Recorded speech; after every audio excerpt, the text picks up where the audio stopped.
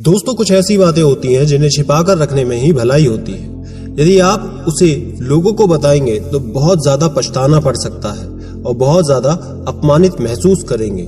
ये भी हो सकता है कि आप किसी भारी मुसीबत में फंस जाएं। आज की इस कहानी के माध्यम से हम ये जानने का प्रयास करेंगे कि वो कौन सी बातें हैं जो कभी किसी को नहीं बतानी चाहिए। लेकिन उससे पहले छोटी सी रिक्वेस्ट, चैनल पर पहली बार आए हैं तो चैनल को सब्सक्राइब करके बेल आइकन को जरूर दबा लें ताकि सबसे पहले वीडियोस आप तक मिले। वीडियो को लाइक कर दें, ज्यादा से ज्यादा लोगों तक शेयर करें और कमेंट में नमो बुद्धाय जरूर लिखें। तो दोस्तों, पुराने मगध राज्य में जीवंत नाम का एक युवक रहता था। उसके माता पिता कपड़े का व्यापार करते थे। उनके कपड़े का व्यापार अच्छे से चल रहा था। उन्हें काफी अच्छा मुनाफा भी हो रहा था। धीरे धीरे जीवंत की उम्र बढ़ने लगी। वो भी अपने पिता के काम में हाथ जुटाने लगा। वो अपने माता पिता का बहुत ही आज्ञाकारी बेटा था। वो उनकी सभी बातें मानता था। एक बार की बात है, जीवंत के पिता को व्यापार के काम से दूसरे शहर की तरफ जाना था। उन्होंने सारा काम बेटे को सौंप कर कहा कि तुम तब तक ये काम संभाल लो जब तक मैं वापस नहीं आ जाता। जीवंत अपने काम में लग गया।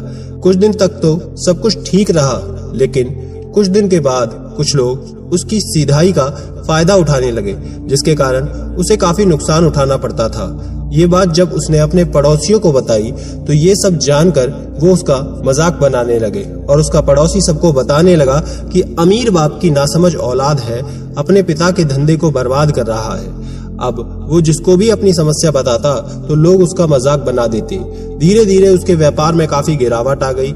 जब ये बात उसके अपनी पत्नी को बताई तो वो अपने पति की मदद करने के बारे में सोचकर अपनी सहेलियों को ये सब बातें बता देती है ताकि कोई न कोई उसकी मदद जरूर करे।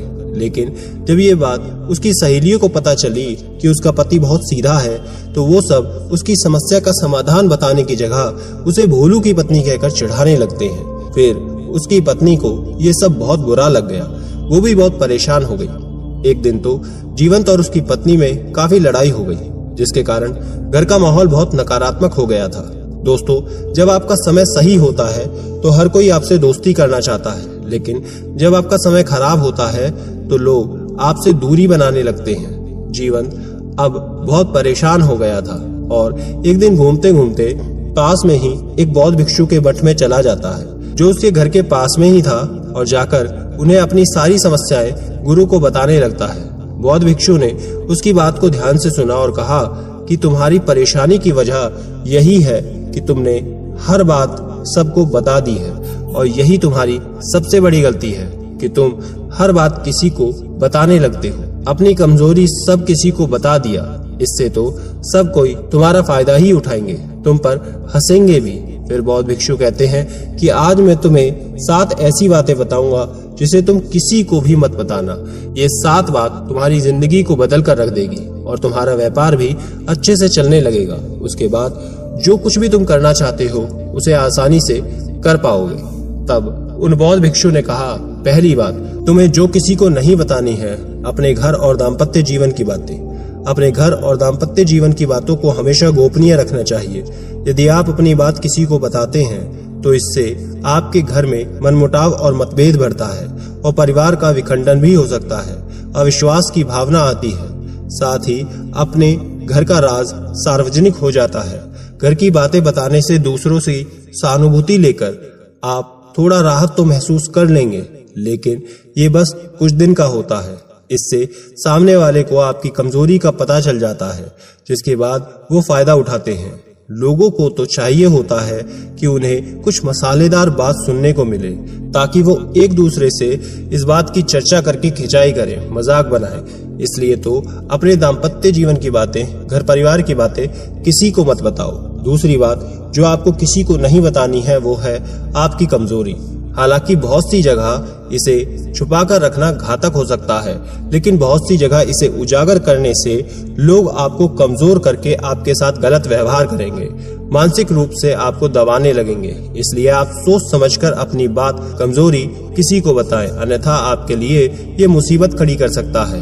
इसलिए इसके बारे में अच्छे से विचार कर लें कि कब कहां कौन सी बातें गोपनीय रखी गई हैं। ये भी आपको याद रखना होगा कि यदि आप अपने अपमान को प्रचारित करेंगे तो कई लोग इसका फायदा उठाएंगे, क्योंकि लोगों को आपके साथ कभी कोई सहानुभूति नहीं रहती है।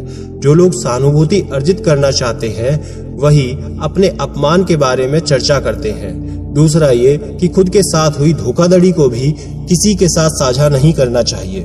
जिसके पास इसका हल है उसी को बताएं, वरना आप इसी तरह हंसी के पात्र बनेंगे, क्योंकि आजकल लोगों को मजे लेने के लिए रस चाहिए। इसलिए अपने अपमान की बात किसी को ना बताएं। तीसरी सबसे जरूरी बात जो आपको किसी को नहीं बतानी है वो है आपके घर के आर्थिक हालातों के बारे में।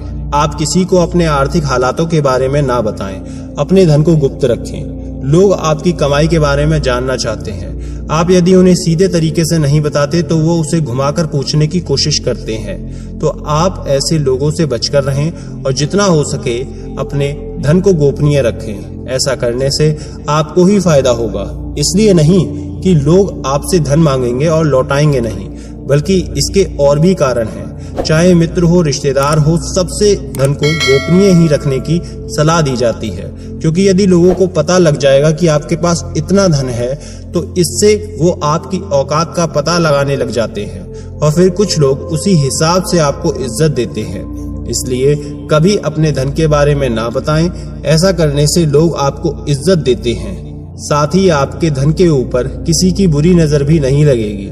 जो लोग अपने धन के बारे में सब जगह बताते रहते हैं उनके घर में सबसे ज्यादा चोरियां होती हैं। बहुत लोग कहते हैं कि मैं इतना कमाता हूँ, मेरे पास तो इतना धन है। तो ऐसे लोगों के घर में चोरी भी ज्यादा जल्दी होती है, क्योंकि सच यही है कि लोग आपको आगे बढ़ते हुए नहीं देख सकते हैं। इसलिए अपने धन दौलत के बारे में किसी को ना बताएं। चौथी बात जो कि आपको किसी को नहीं बतानी है वो है तुम्हारी जीवन की और किसी भी चीज की योजना। तुम अपनी जिंदगी में क्या करने वाले हो, क्या तुम्हारी योजना है, ये बात तुम किसी को मत बताना, क्योंकि यदि तुम अपनी योजना के बारे में किसी को बता देते हो तो कुछ लोग तुम्हारी योजना को जानकर तुमसे ईर्ष्या में, क्रोध में, जलन में इत्यादि में आकर तुम्हारी उस योजना को विफल बनाने में लग जाते हैं, क्योंकि हर कोई तुम्हें जीवन में आगे बढ़ते हुए नहीं देखना चाहता।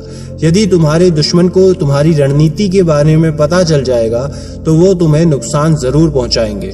कई राजा महाराजा इसलिए हारे हैं अपने राज्य को क्योंकि उनकी रणनीति उनके दुश्मनों तक पहुंच गई थी।